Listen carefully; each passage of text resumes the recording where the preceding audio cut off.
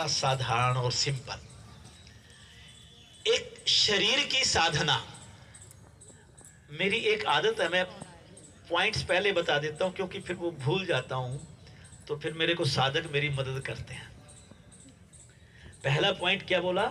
शरीर की साधना, दूसरा प्राण की साधना, तीसरा मन की साधना, चौथा बुद्धि की साधना और पांचवा चित्त की साधना। बहुत सुंदर विषय होगा, बड़ा सरल विषय होगा, भीतर उतर जाने वाला।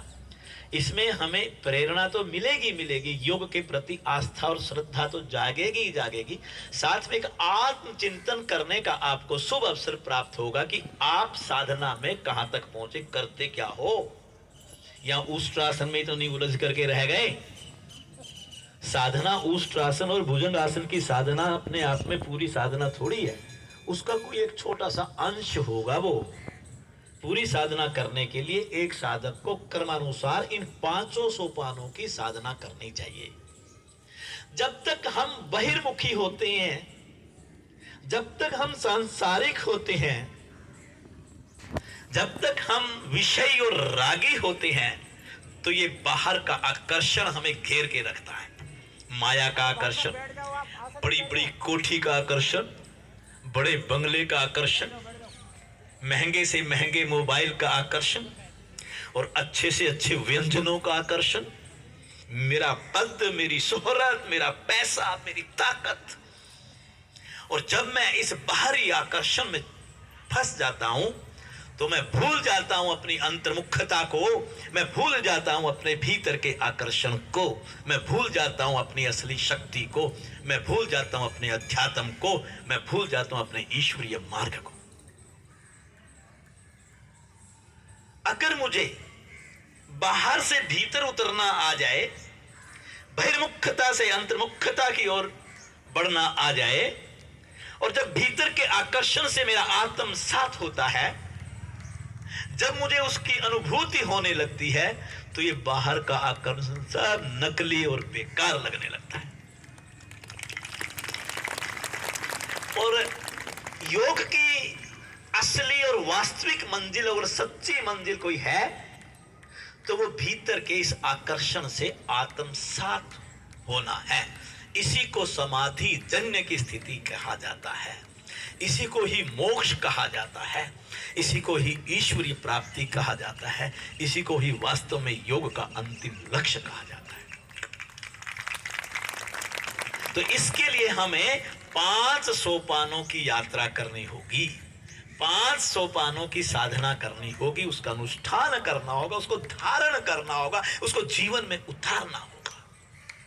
जीवन में उतारना क्या है? शरीर की साधना। बिल्कुल समयबद्ध कार्यक्रम चलेगा, आपका 1 मिनट भी एक्स्ट्रा लूंगा तो मुझे बोल देना, मैं वहीं रोक दूंगा। लेकिन हम बड़े प्यार से, सच्चे मन से इसको प्रवचन मत समझना, क्योंकि हम संत थोड़ी है जो प्रवचन करते हैं।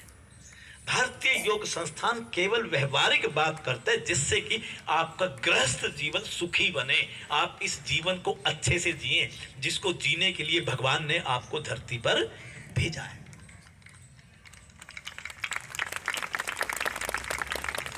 शरीर की साधना, शरीर की साधना किसको कहते हैं? कि इस शरीर पर मेरा वशीकरण हो जाए, ये मेरे वशीभूत हो जाए। जब मैं चलना चाहूं तो चल सकूं, उठना चाहूं तो उठ सकूं, बैठना चाहूं तो बैठ सकूं, बोलना चाहूं तो बोल सकूं, और सोना चाहूं तो 9 बजे सोने का मन है, 8:55 में बिस्तरे पे गए, 8:58 पर अपने भीतर उस ईश्वर के साथ, उसको कहते हैं नींद। पड़ा हुआ 1.5 घंटा करवटी लेता है, तेरा शरीर तेरे वशीभूत नहीं है। ये बात समझ में आई? जब मेरी हड्डियां स्वस्थ होंगी, जब मेरी हड्डियां लचकदार होंगी, जब मेरे जोड़ स्वस्थ होंगे, जब मेरा पाचन ठीक होगा, जब मेरा निष्कासन सहज होगा, जब मेरे शरीर में वात पित्त कफ का संतुलन होगा, जब मेरे शरीर के अंदर 5 अंग अग्नियां संतुलित होगी, जब मेरे भीतर की 7 धातु सही होगी, जब मेरे सुबह का मल निष्कासन क्रिया सहज होगी, मेरे को कोई रोग नहीं होगा, मेरे को कोई रोग, दौड़ सकता हूं, चल सकता हूं, फिर सकता हूं, हर आसन लगा सकता हूं, प्राणायाम कर सकता हूं, भूख सही लगती है, खाना अच्छा लगता है, चेहरे पे चमक है, चेहरे पर बोझ है, तो शरीर आपके वशीभूत है। मरु मरु मरु हरियाणा में बोलते हैं ना, सारा दिन मरु मरु मरु मरु बोल, मर गए मर गए मर गए, हाय हाय। ये हाय हाय करने के लिए आए हो क्या धरती पर? अब इस शरीर की साधना कैसे की जाए? 3 शब्द बोलूंगा बस, आप उनको धारण कर लीजिए, जीवन में विश्वास कीजिए कि आपका शरीर बिल्कुल स्वस्थ होगा। सबसे पहला, भोजन। जिस व्यक्ति ने भोजन पर अपना नियंत्रण करना नहीं सीखा, वो योगी वाला भोजन ग्रहण नहीं करता, वो सुपाच्य भोजन नहीं लेता, वो सात्विक भोजन नहीं लेता, वो क्षारीय भोजन नहीं लेता, तो सबसे पहले उसका पाचन बिगड़ जाएगा, और पाचन बिगड़ते ही निष्कासन बिगड़ जाएगा। पाचन और निष्कासन बिगड़ेगा तो अवशोषण बिगड़ जाएगा। अगर अवशोषण बिगड़ गया तो शरीर का पोषण बिगड़ जाएगा। क्या बोला? अगर अवशोषण, अवशोषण समझते हैं, जब खाना खाते हैं, खाना खाने के बाद जो पचता है, पचने के बाद जो रस बनता है, रस को बॉडी जो छोटी आते हैं उनके भीतर की दीवार उसको अवशोषित करती है, जिसको हम मोटी भाषा में चूसना कहते हैं। अवशोषित करती है, एब्जॉर्ब करती है, और फिर वो लीवर में जाता है। उस लीवर से सारे मिनरल्स, विटामिन, जो भी आपको खनिज, लवण वगैरह चाहिए, वो सब रक्त भ्रमण प्रणाली के माध्यम से आपके शरीर की कोशिकाओं को भेज दिया जाता है, जिससे आपके शरीर का पोषण होता है। अवशोषण ही नहीं होगा तो आगे बोलिए, बड़ी मोटी बात है। पाचन तेरा बिगड़ गया, निष्कासन तेरा बिगड़ गया, अवशोषण तेरा बिगड़ गया, पोषण तेरा बिगड़ गया, तो तू क्या स्वस्थ रह सकता है? तेरा ये शरीर कभी स्वस्थ। अतः भोजन कैसा लो? पिज्जा, बर्गर, नूडल, ये खाए ना? बोलो। ये पाश्चात्य देशों की सभ्यता ने हमारे बच्चों को बिगाड़ दिया, और आज 15 और 20 साल के बच्चे डायबिटिक पेशेंट बनने लगे। ऐसा है कि नहीं? बोलिए। मल्टीग्रेन आटे की चपाती, चोकर सहित आटे की चपाती, उबली हुई हाफ बॉइल्ड सब्जियां, अंकुरित भोजन, समय पर खाना। आप 4-5 क्वेश्चन अपने दिमाग में हमेशा रखिए। क्या खाऊं, कब खाऊं, कितना खाऊं, क्यों खाऊं, कैसे खाऊं? कितनी बढ़िया बात है ना? क्या खाऊं?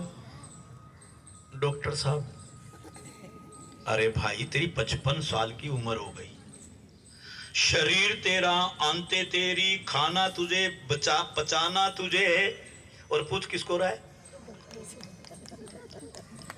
देखो क्या अज्ञानता नहीं है ये? तुझे नहीं पता तेरी उम्र के हिसाब से तेरे शरीर को क्या चाहिए? तेरे को नहीं पता तू क्या पचा सकता है, क्या नहीं पचा सकता? मैं इसे अज्ञानता कहा करता हूं।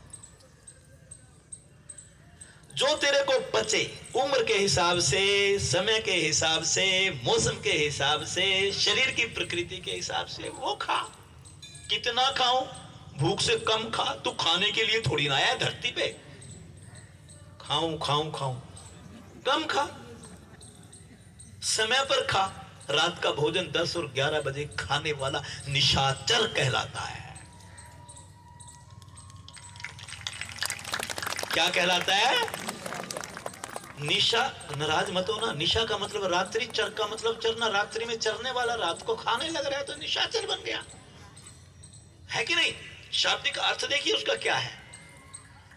हमें जब गोधूली का समय होता है, सूर्य अस्त होता है, उसके 1-1.5 घंटे के अंदर भोजन को कर लेना चाहिए, वरना तो सूर्य अस्त का समय सब सुंदर समय होता है। 6 बजे शुरू होता है, 7 बजे खत्म होता है। 6 से 7, 6:30 बजे आपने भोजन किया, 3 घंटे जोड़िए, 2.5 घंटे जोड़ लीजिए। अगर आपका सुपाच्य भोजन है, 2.5 घंटे के अंदर वो अमाश्य वाला हिस्सा पार कर देगा। फिर आप 9, 9:15, 9:30 जैसे बिस्तरे में जाएंगे, अगर अमाश्य में भोजन नहीं है तो आपको प्रगाढ़ नींद आएगी, ये गारंटी है मेरी। आप आपका वो भोजन भोजन नहीं, आपके शरीर में अमृत का काम करेगा, अमृत का काम करेगा। भोजन मेरे ईश्वर के द्वारा ग्रहण किए जाने वाले प्रसाद का दूसरा नाम है। हम स्वादवश इस 2.5 इंच की जीभ के वशीभूत होकर के भोजन करते हैं। तो आपने कई बार देखा होगा कि डायबिटिक पेशेंट जब शादी के टेंट में घुसता है तो उसकी क्या हालात होती है, आगे तो आप सब समझ जाएंगे।